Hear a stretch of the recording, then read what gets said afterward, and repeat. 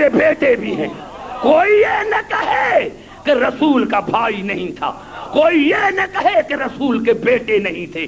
رسول کے بھائی بھی ہیں, بیٹے بھی ہیں, اور یہی سبب تھا قبلہ. گھبرا تو نہیں ہے؟ بیٹے بھی ہیں, بھائی بھی ہے, بیٹی بھی ہے, اور یہی سبب تھا, یہی سبب تھا کہ جب یہ چادر میں آئے, جب یہ چادر میں آئے تو جبرائیل نے پوچھا کون ہے چادر میں, تو اللہ نے کیا کہا, ہم فاطمہ, چادر میں ہے فاطمہ, وَأَبُوهَا, اس کا باپ, وَبَالُهَا, اس کا شوہر, وَبَنُوهَا, اس کے بیٹے.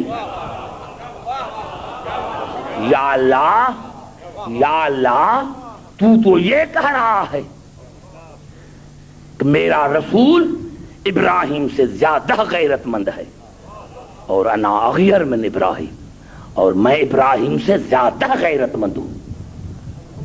یا اللہ, اتنا غیرت مند, اور نام لے رہا ہے بطول کا. تعارف کراتے رسول سے کہ یہ رسول ہے, اس کی بیٹی, اس کا داماد, اس کے بیٹے. اللہ نے کہا عبدالحکیم خاموش رہو, میری ذات عین علم ہے. اگر میں کہتا یہ رسول اس کا داماد, تو آج رسول کے لاکھوں داماد بن جاتے, کیونکہ نام نہیں ہے, نام نہیں ہے. اس کی بیٹی تو آج کتنی بیٹیاں بن جاتی. اسی لیے میں نے مرکز بنایا فاطمہ کو. نہیں, میں نہیں سمجھا سکا, پھر سمجھو. یا اللہ, جب تعارف کیا جاتا ہے تو گاؤں کا کسی رئیس کے نام سے, قبیلے کا کسی سردار کے نام سے, تو شاید اللہ جواب دے عبدالحکیم یہاں تو سارے سردار ہیں, میں کس کا نام لوں, یہاں تو سارے سردار ہیں. ایک سید الانبیاء, ایک سید الاوصیاء, دونوں سید شباب اہل الجنہ, وہ سیدۃ النساء العالمین. یہاں تو پانچوں سردار ہیں, یہاں تو سارے سردار ہیں. نعرہ حیدری, میں کس کا نام لوں, کس کا نام لوں, یہاں سارے سردار ہیں. عبدالحکیم, میں نے بطول کا نام اسی لیے لیا کہ بطول امامت اور نبوت کا مرکز ہے. بطول امامت اور نبوت کا مرکز ہے, مرکز. اور میں ہمیشہ کے لیے خدا جھگڑا ختم کرانا چاہتا ہوں, کیونکہ بطول کے صرف 3 رشتے ہیں. بطول کے صرف 3 رشتے ہیں, شوہر, بیٹے, باپ.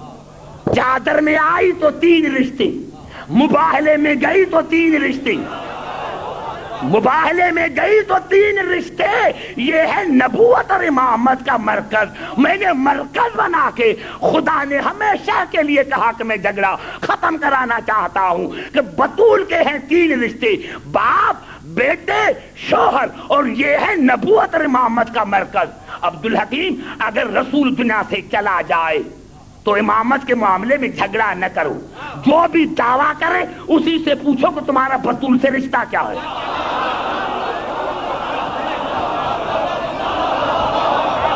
بڑا جملہ میں نے کہا,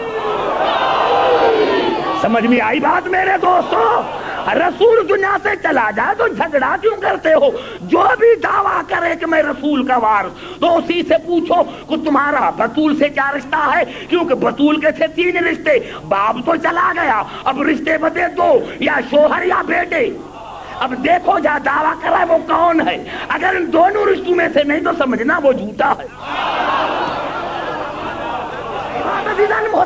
یہی تو سبب ہے, یہی سبب ہے. میں آپ کو زیادہ تکلیف نہیں دینا چاہتا. یہی تو سبب ہے کہ علامہ الحموینی نے اپنی کتاب فرائض الصمدین میں لکھا, فَإِذَا خَرَجَ أَشْرَقَتِ الْأَرْضُ بِنُورِ رَبِّهَا, جب امام آئے گا تو زمین اس کے نور سے جگمگا اٹھے گی.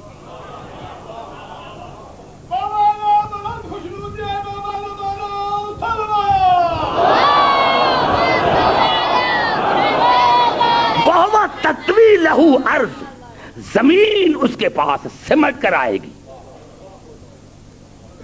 توجہ، زمین اس کے پاس سمٹ کر آئے گی، زمین اس کے پاس سمٹ کر آئے گی. اور آواز آئے گا ہاذا وارث رسول اللہ، ہاذا وارث رسول اللہ.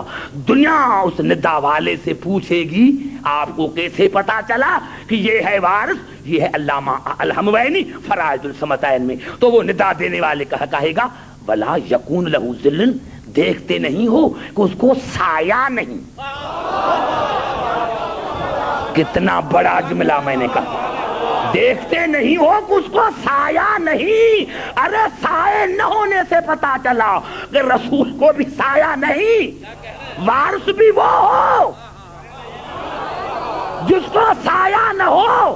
ارے میں کیا کروں؟ فرائض الصمتین میں علامہ الحموینی نے پھر لکھا کہ رسول کو سایہ نہیں تھا، وارث بھی وہ ہو جس کو سایہ نہیں. گھبرا تو نہیں گئے؟ رسول کو سایہ نہیں، وارث کا بھی سایہ نہیں. اب قبلہ لکھتے ہیں کہ اللہ نے رسول کو سایہ کیوں نہیں دیا؟ کہا سایہ اصل کی نقل کرتا ہے. سارے بات کرو تو آگے چلو. کتنا بڑا جملہ میں کہہ رہا ہوں. سایہ نقل کرتا ہے اصل کی، اور کبھی برابری کرتا ہے. سورج دوپہر کو آیا تو برابری کرتا ہے، کبھی آگے چلتا ہے، کبھی پیچھے چلتا ہے، کبھی برابری کرتا ہے. جھکو تو سایہ بھی جھکتا ہے، چلو تو سایہ بھی چلتا ہے. علامہ الحموی نے لکھا اللہ نے یہ بھی گوارا نہ کیا کہ سایہ رسول کا برابری کرے. اس سے زیادہ میں کیا کہوں؟ ارے جب رسول کا سایہ رسول جیسا نہیں تو تم رسول جیسے کیسے؟